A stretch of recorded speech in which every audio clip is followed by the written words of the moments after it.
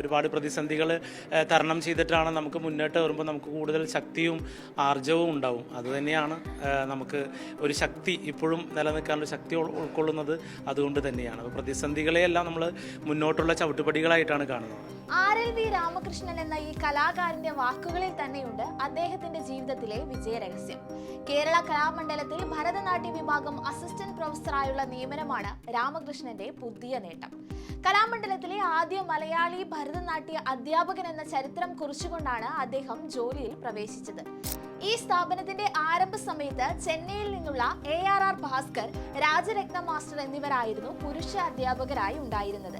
അവർക്ക് ശേഷമാണ് RLVയുടെ നിയമനം. എന്റെ അഭിപ്രായത്തിൽ മോഹിനിയാട്ടം ഒന്നും ആമ്പിള്ളേർക്ക് പറ്റണമെങ്കിൽ അതുപോലെ സൗന്ദര്യം ഉണ്ടാവണം.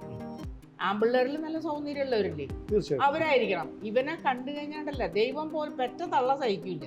ജാതിയുടെയും നിറത്തിന്റെയും പേരിൽ രാമകൃഷ്ണനെയും നർത്തക സത്യഭാമ അധിക്ഷേപിച്ചത് കേരളം മറന്നിട്ടില്ല.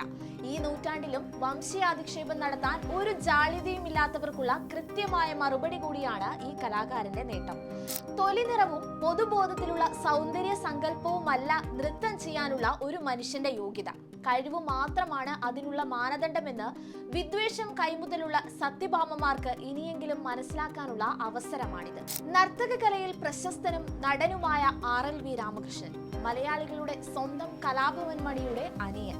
2001 MG യൂണിവേഴ്സിറ്റിയിൽ നിന്നുള്ള കലാപ്രതിഭ. 2022 മോഹിനിയാട്ടത്തിൽ സംഗീത നാടക അക്കാദമി അവാർഡ് നേടിയ അതുല്യ കലാകാരൻ. വിശേഷണങ്ങൾ ഏറെയുണ്ട് കേരള കലാമണ്ഡലത്തിലെ ആദ്യ മലയാളി ഭരതനാട്യ അധ്യാപകനായി ചുമതലയേറ്റ RLV രാമകൃഷ്ണന്.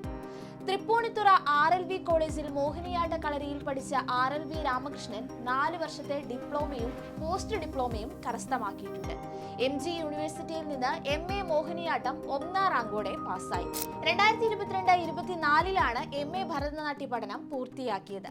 15 വർഷത്തിലധികം കാലടി സംസ്കൃത സർവകലാശാലയിലെയും RLV കോളേജിലും മോഹിനിയാട്ട വിഭാഗം ഗസ്റ്റ് ലെക്ചറായും സേവനമനുഷ്ഠിച്ചിരുന്നു. കേരള കലാമണ്ഡലത്തിൽ നിന്ന് പെർഫോമിംഗ് ആർട്സിൽ MPhil ടോപ്പ് സ്കോററായിരുന്നു രാമകൃഷ്ണൻ. കലാമണ്ഡലത്തിൽ തന്നെ PhDയും പൂർത്തിയാക്കി. നെറ്റ് യോഗ്യതയും നേടിയിട്ടുണ്ട്. ദൂരദർശൻ കേന്ദ്രം A ഗ്രേഡ് ആർട്ടിസ്റ്റായി തെരഞ്ഞെടുത്ത വ്യക്തി കൂടിയാണ് അദ്ദേഹം.